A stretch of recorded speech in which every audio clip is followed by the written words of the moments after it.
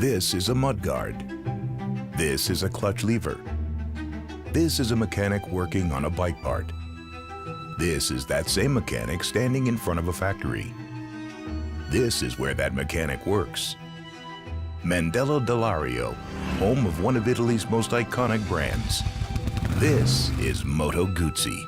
During the First World War, 3 young men, 2 aircraft pilots, and 1 mechanic become good friends and decide to form a company based on their collective passion for motorcycles. Their names, Giorgio Perotti, Giovanni Ravelli, and Carlo Guzzi. Sadly, Ravelli loses his life in a test flight following the war, but this does not deter his good friends from realizing the trio's dream. Guzzi and Perotti waste no time in creating their first prototype, and with the financial help of Perotti's father, Emanuele Vittorio, Moto Guzzi finally takes flight in 1921. The company decides to adopt the spread eagle motif as its badge in honor of Ravelli, and sets up shop in Mandello del Lario on the shores of Lake Como. My first impressions of that place are like anybody's. I can't believe this factory is here, right on the shores of Lake Como, right at the base of these mountains. It's the most spectacular place for a factory you would ever imagine. Mandello è conosciuto in tutto il mondo per questo, per la Moto Guzzi, se no sarebbe stato solo un paese di pescatori. Beh, Mandello è un po' un'isola felice nella Lombardia e quindi una persona che viene a visitare Mandello è sicuramente un'esperienza nuova. Per me la Moto Guzzi rappresenta soprattutto un motivo di orgoglio per Mandello e per l'Italia, perché la ritengo un marchio fondamentale per questo paese, anche perché a quest'anno arriviamo ai 100 anni. Sono confluiti centinaia di persone, migliaia di persone che arrivavano nalla Lombardia del lago, che venivano a lavorare qui. In più hanno creato quell'indotto per migliorare sia la vita del mandellese, ma di tutti gli altri d'intorno, ecco. Sono poche le aziende che vantano le moto fatte a mano una per una. On the lake shores of Mandello, it isn't only Moto Guzzi that is enjoying success on a global scale. The rowing club is also blazing a trail in the sports world. So when I first went to Mandello, I saw that there was a rowing club. And I thought, oh, well, they must be building motor boats or something. They said, no, Guzzi makes like rowing shells, lightweight, high-performance rowing shells. And they focus on the rowers, and they make the best shells for the rowers. Canottieri Moto Guzzi has become a cornerstone of Italian rowing history, collecting 22 European and World Championships, as well as 10 Olympic gold medals. Any trip to Mandello isn't truly complete without a visit to the iconic Red Gate that for so long has been the backdrop for many a motorbike pilgrimage. E fa piacere sempre quando persone di altri paesi e anche di altre città vengono qui a fare la foto davanti al cancello rosso e con la loro Moto Guzzi. It is here in Mandello that the company builds its first motorcycle, the legendary 8-horsepower Normale. Allora, la Normale è la prima moto costruita da Carlo Guzzi, che aveva deciso di creare una moto semplice da usare, doveva essere molto robusta, non doveva avere nessun problema e nessun difetto che avevano le altre moto. Perciò aveva deciso di rivoluzionare tutto. Non era la moto come facevano tanti, che era magari una moto potente, anche le cilindrate erano molto più alte. Lui ha fatto proprio la moto che era per tutti. Following the Normale was the Aironi 250, Italy's best-selling motorbike for over 15 years. Success in the engineering bays also leads to success on track, with Guzzi taking home plenty of race victories in the span of 4 decades. Io ho sempre sostenuto che nel DNA Moto Guzzi il racing è una cosa molto importante e fondamentale, perché dalle corse dove si sviluppa il know-how e diciamo le nuove innovazioni, la ricerca è una cosa fondamentale, secondo me, diciamo nell'economia di un'azienda che fa moto. Moto Guzzi's racing pedigree owes much of its success to one legendary Italian racer, Omobono Tenni. Known as the Black Devil due to his audacious riding style in the Isle of Man TT, Tenni's ability on 2 wheels was unquestionable. From 1933 to 1947, he had amassed 47 race victories in various classes, a true icon of the sport. After years of dominance, culminating in 1957 with their last victory on track, Moto Guzzi shift the focus away from racing and move towards bike production. Following the Second World War, Moto Guzzi's production ramps up. The Moto Leggera 65 becomes Europe's best-selling bike for over a decade and is joined in the showrooms by the Galletto in 1950. Il galletto, specialmente poi molto diffuso nelle nostre zone. Arrivavano i macellai dalla Valsassina, venivano lì a prendere i quarti di bue o che lo mettevano in mezzo lì e andavano su. E poi il galletto ha girato il mondo, era la moto dei missionari, c'è gente che è arrivata dappertutto. E il galletto rappresentava il primo scooterone in un certo senso. 1950 is also the same year as another iconic breakthrough. No, not that one. I'm talking about this one.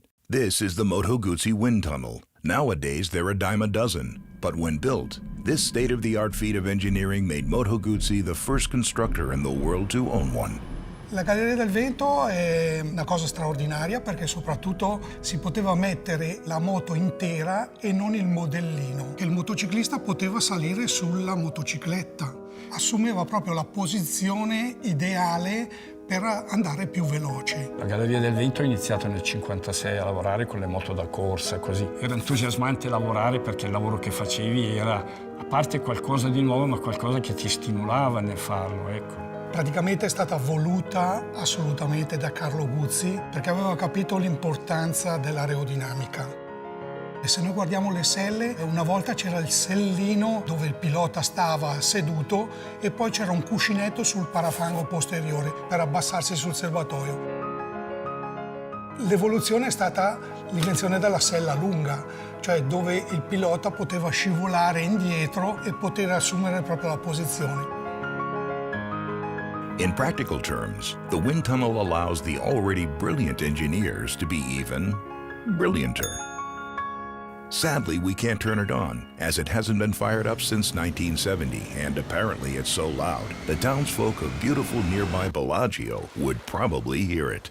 Speaking of beautiful things, this is the Moto Guzzi V8, or Otto Cilindri as it is known around here.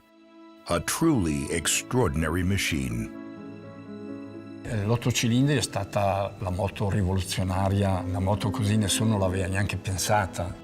La 8 cilindri è stata anche quella sviluppata nella Galleria del Vento, perché la carenatura a campana, che era la forma aerodinamica più performante all'epoca, era eccezionale, era un qualche cosa di rivoluzionario, perché era un qualche cosa che andava fuori da tutti gli schemi fino a quel momento sviluppati.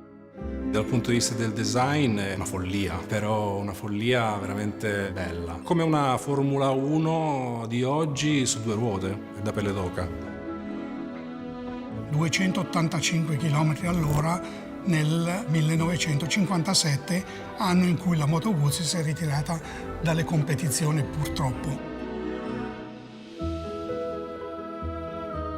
The 1950s proved to be an excellent 10 years for Moto Guzzi, but what would the following decade of Beatlemania, Woodstock, and Flower Power bring? We give you the 90 V-twin engine, the rock upon which Moto Guzzi expands its motorcycle empire. This revolutionary power unit is used in models such as the Guzzi V7, the V7 Special, and the 70 brake horsepower V7 Sport, which motorcycle mechanics editor Charles Dean thought was like a BMW with a little bit extra. Io sono entrato nel 62 alla Moto Guzzi, dal 68 sono entrato a far parte del reparto esperimenti, questo reparto dove si montavano i primi prototipi dei V7.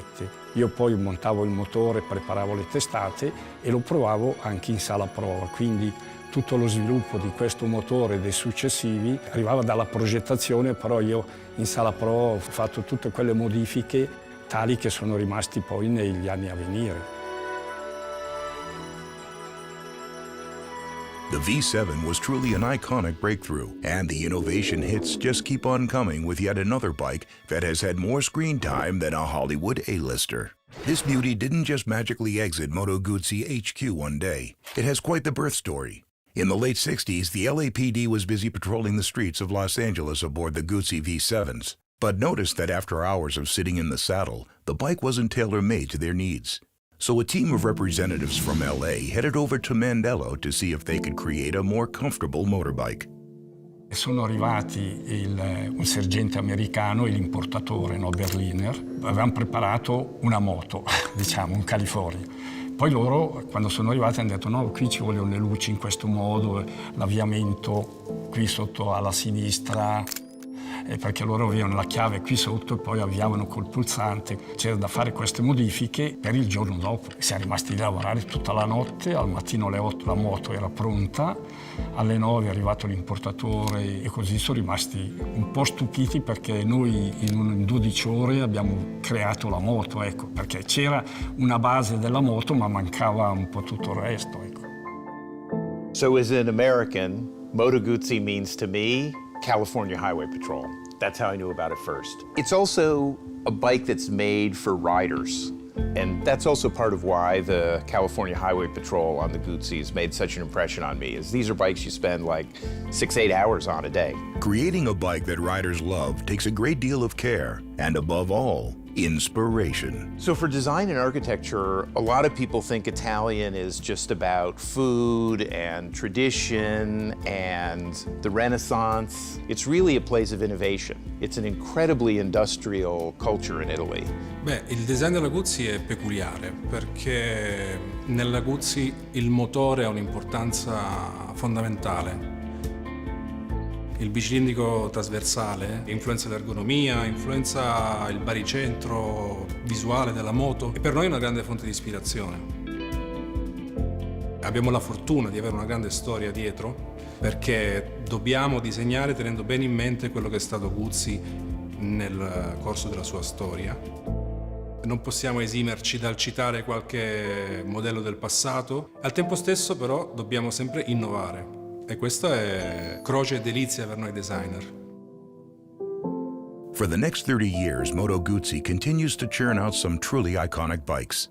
The Le Mans and Daytona help keep the sports heritage of the marque alive. The 90s see a rebirth of the California, but it isn't until the new millennium that the brand goes through yet another major stage of its evolution. The 2000s are a whirlwind for Moto Guzzi. New bikes fly out of the factory. International superstars line up to be the face of the brand, with over 25,000 Moto Guzzi owners club members around the world. Anyone who is anyone is lining up to call themselves a Guzzista. But what exactly is one? Il Guzzista è per me innanzitutto un amico, qualcuno con cui scambiare visioni di moto ma anche del mondo. Prima di tutto è uno che ama viaggiare, è curioso, gli piace andare in giro. La tipologia di motociclista guzzista è il motociclista che piace avere la motocicletta personale, un po' meccanico, un po' fai da te. Il motociclista è una razza e il guzzista è una razza proprio ben radicata. Ti lascia qualcosa che le altre moto non ti lasciano. Il guzzista è un appassionato circa l'affidabilità della moto, cerca la linea particolare e classica come del resto tutte le guzziane. Per me un guzzista è una persona orgogliosa, è come guidare un pezzo d'Italia. The decade also sees a rebirth of Guzzi supplying motorbikes to law enforcement, with 35 models of the Norge GT heading to the Berlin Police Department and 90 to their counterparts in Milan. This iconic bike has quite the history itself, owing its name to a very particular adventure.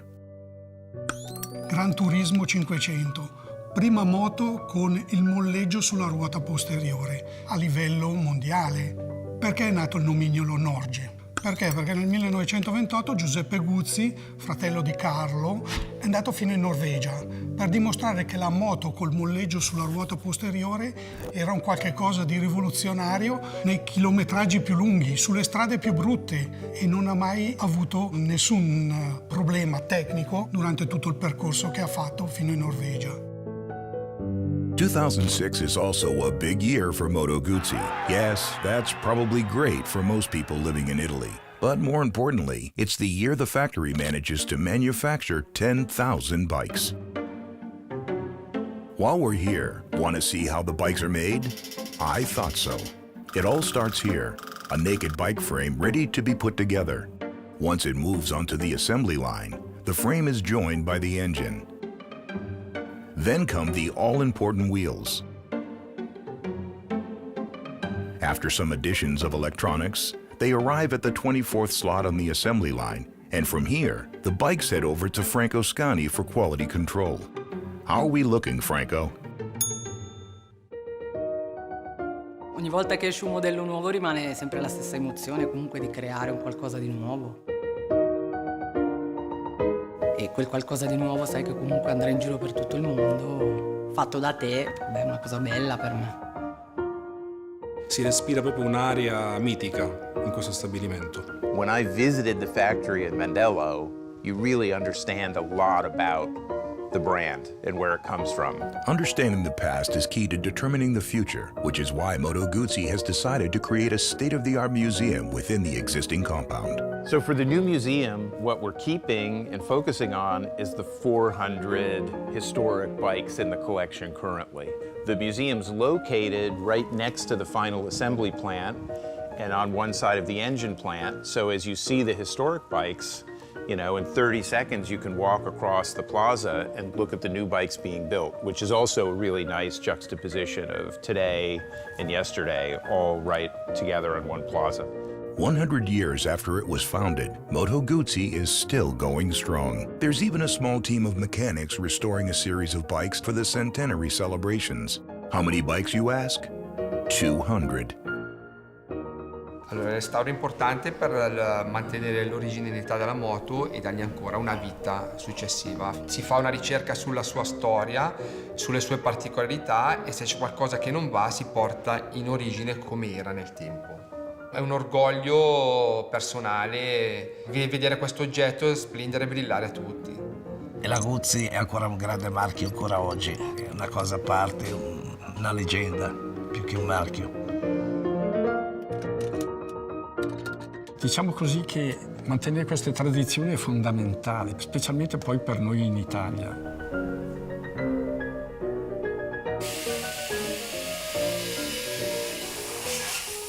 Quando vedi queste moto ancora che hanno questo fascino di qualcosa pionieristico, capito? E sono belle, ecco.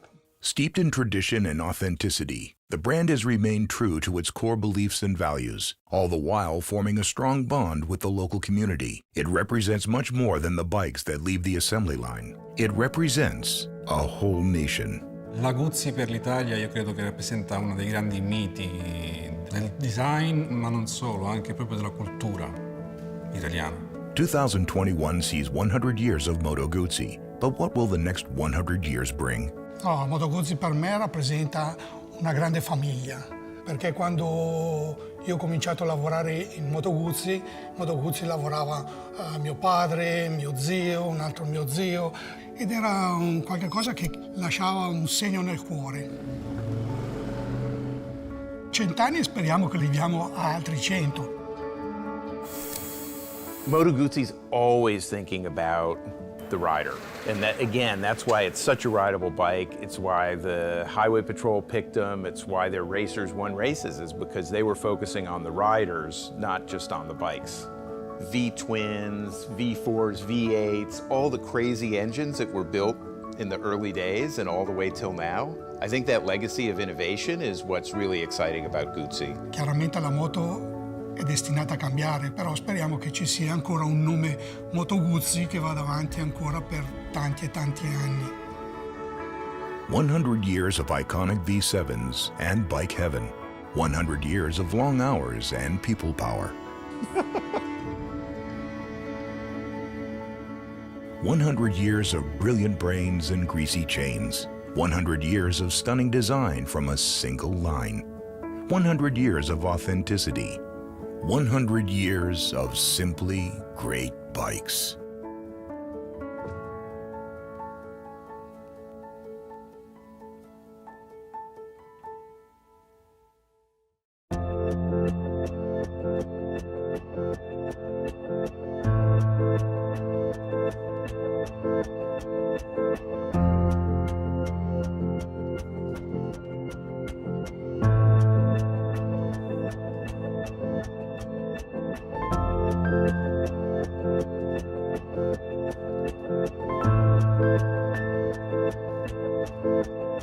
Guzzi.